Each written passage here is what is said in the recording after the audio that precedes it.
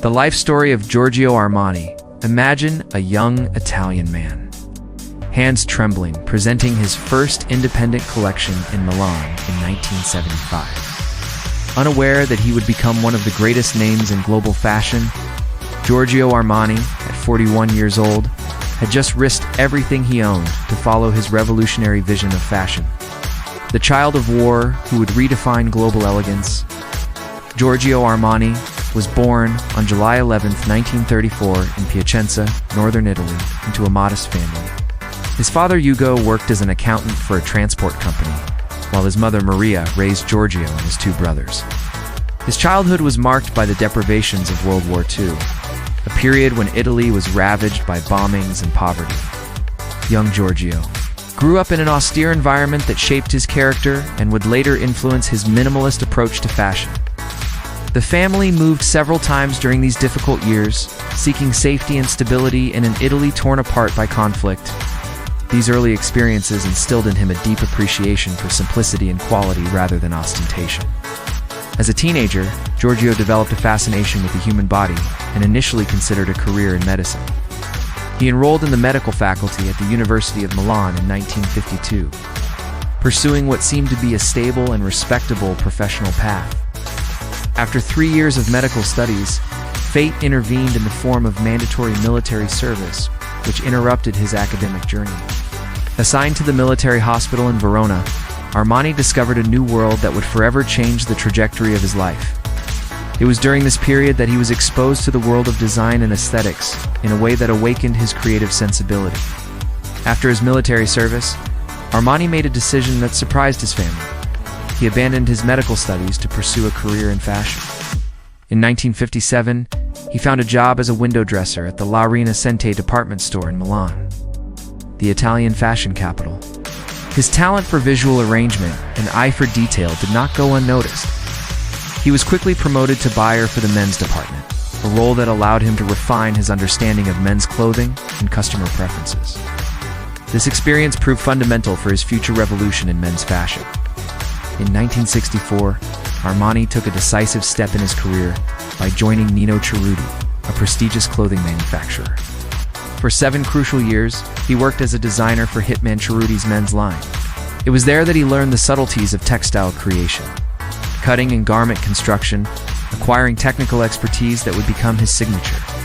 Armani spent hours studying fabrics, understanding how they fall on the body, how they behave in movement. He constantly experimented, seeking to create clothes that combined comfort and elegance, a combination rarely achieved at that time.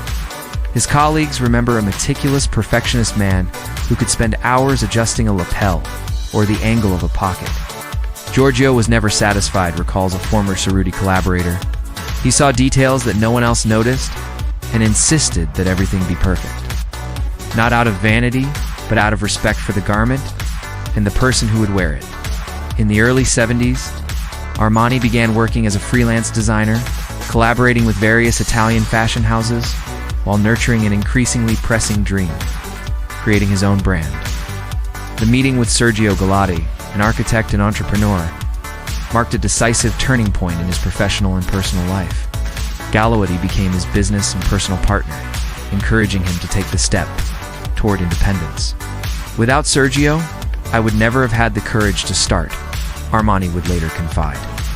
He believed in me more than I believed in myself. On July 24, 1975, at the age of 41, Giorgio Armani founded his own fashion house with Galeotti. They started with the equivalent of $10,000, a modest sum in the world of haute couture. Their first office was simple, an apartment transformed into a workshop in the center of Milan.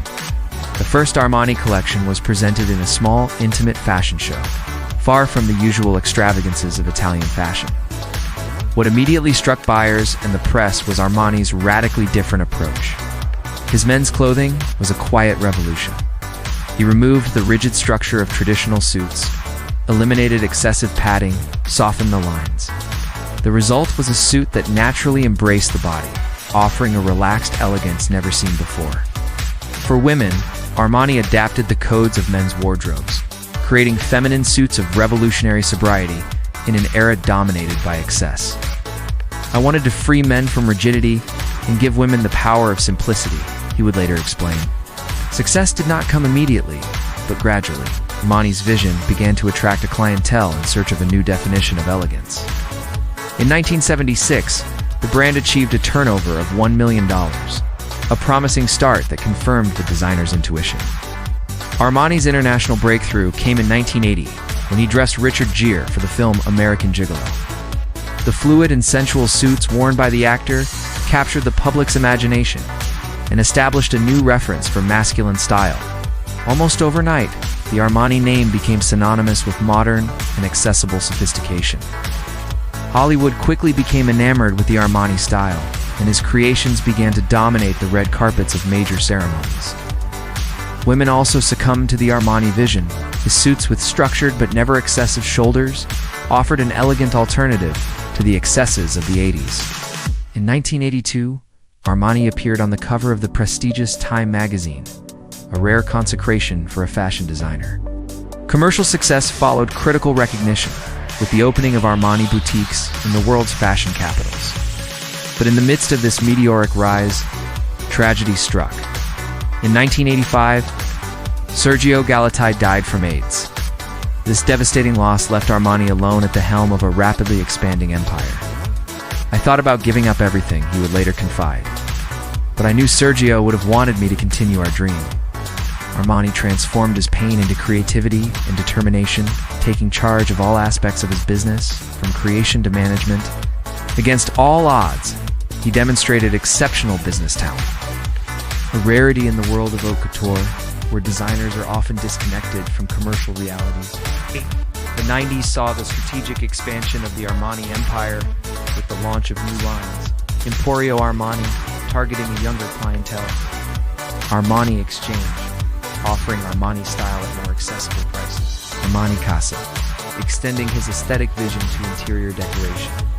His fashion shows became unmissable events in the fashion calendar, presenting a consistent vision season after season, evolving subtly rather than through stylistic revolutions. The models who walk for Armani embody a classic and timeless beauty, far from ephemeral trends. For men, Armani favors slender but athletic silhouettes, expressive faces that convey confidence and serenity. For women, he chooses models with sophisticated but accessible beauty, embodying the perfect balance between strength and femininity. Armani runways are recognizable by their elegant sobriety. No scenic excesses, no abstract concepts, diverting attention from the clothes. The music, often classical or jazz, complements the atmosphere of discreet refinement. An Armani show is like an intelligent conversation, notes a fashion critic. He doesn't need to shout to be heard.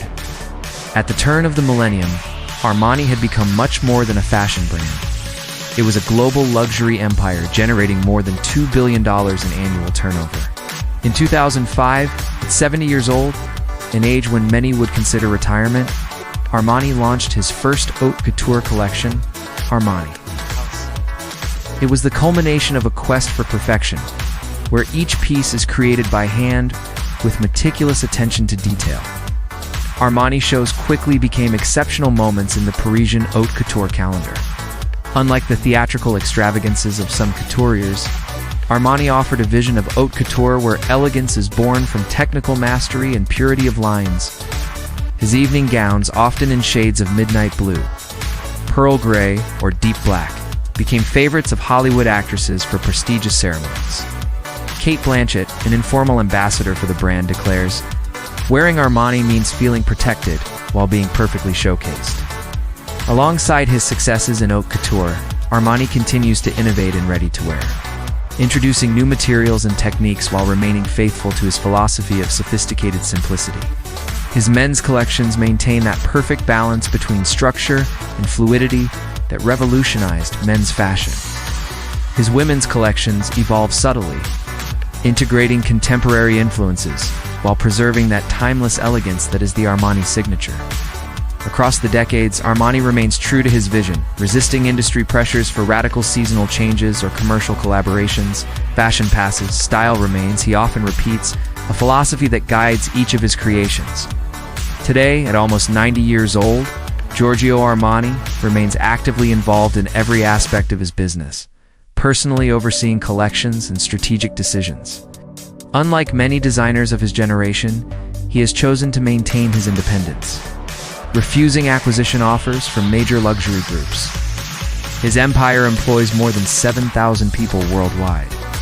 An extraordinary accomplishment for someone who started with so little. Yet despite his phenomenal success, Armani maintains a discreet, almost monastic personal life in its discipline.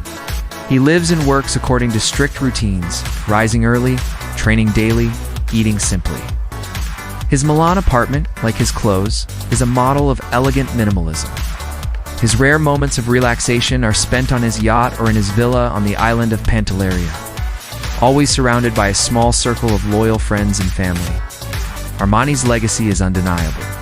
He has redefined contemporary elegance, creating a visual language instantly recognizable. He has democratized luxury while preserving its essence. He has built an empire without ever compromising his artistic vision. But perhaps his greatest achievement lies in his ability to remain relevant decade after decade, in a world where fashion is often ephemeral.